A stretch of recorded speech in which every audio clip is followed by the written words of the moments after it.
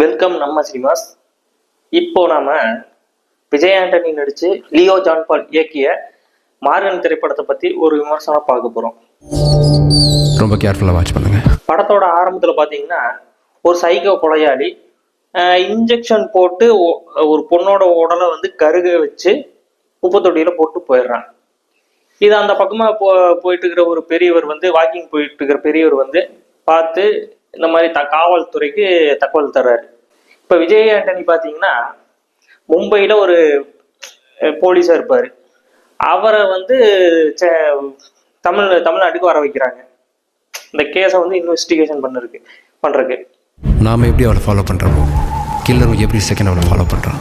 Psycho கொலையாளி எதனால வந்து இப்படி ஒரு இன்ஜெக்ஷன் போட்டு உடல்ல வந்து கருக வச்சு கொலை பண்றான் அப்படிங்கிறது வந்து ஒரு கேள்வியாவே இருக்கும். கடைசியில வந்து கொலையாளியை கண்டுபிடிக்கிறாரா இல்லையாங்கிறது வந்து கிளைமேக்ஸ்ல காட்டியிருப்பாங்க. இந்த படத்துல விஜய் ஆண்டனி இன்வெஸ்டிகேஷன் பண்றாரு. அந்த சீனெல்லாம் பாத்தீங்கன்னா சில சீன்ஸ் வந்து ஓகே பார்க்கலாங்கிற ரகம் இருக்கும். சில சீன்ல வந்து கொஞ்சம் நசன்னு அது கண்டதையும் பேசிக்கிட்டு அது இது அப்படின்னு சொல்லி நம்மளையே வந்து ரொம்ப போர் அடிக்க வச்சிடுறாங்க. இனிமே இந்த கேஸ் அவர் தான் ஹேண்டில் பண்ண போறாரு.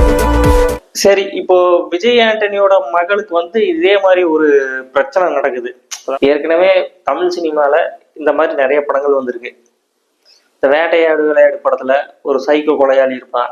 அவன் ஏன் கொலை பண்றான், ஏன் கடத்துறான், இந்த மாதிரி எல்லாம் காட்டியிருப்பாங்க. கமல் சார் வந்து கண்டுபிடிக்கிறாரு. காக்க படத்துலயும் அதே மாதிரிதான் ஜீவன் வந்து வில்லனா இருப்பா. சூர்யா வந்து சரி இவரை கண்டுபிடிப்பாரு. ஆர்கே நடிச்ச எல்லாம் அவன் செயல், சிந்தாமணி கொலை வழக்கு, இதுல வந்து யார் உண்மையான குற்றவாளி, அவ கொலை செஞ்சது எப்படி அப்படிங்கிறத வந்து இந்த படத்துலயும் காட்டியிருப்பாங்க. இந்த எல்லாம் அவன் செயல் படத்துலயும் காட்டியிருப்பாங்க. அதே டைப்பான படம் தான் இந்த படமும். சில சமயம் சில விசைச்செடிகளை பிடுங்கும் போது மொத்த தோட்டத்தையும் அழிக்க வேண்டியது இருக்கும்.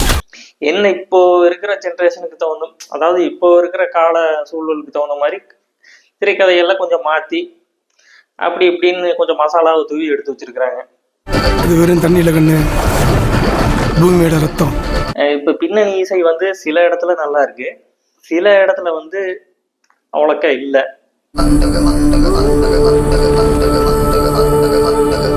முதல்ல அதாவது 12-15 வருஷத்துக்கு முன்னாடி விஜய் ஆண்டனி போட்ட மியூசிக்ல பாடல்கள் எல்லாமே நல்லா இருக்கும்.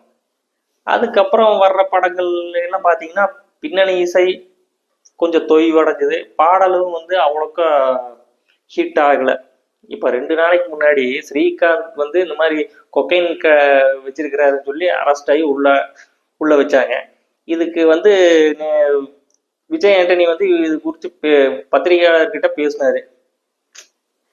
சரி ஓகே, பேசுனீங்க, அவருக்கு வந்து தப்பு பண்ணாருன்னு இன்னும் ப்ரூவ் ஆகலை, இதை பற்றி பேசுனீங்க ஓகே.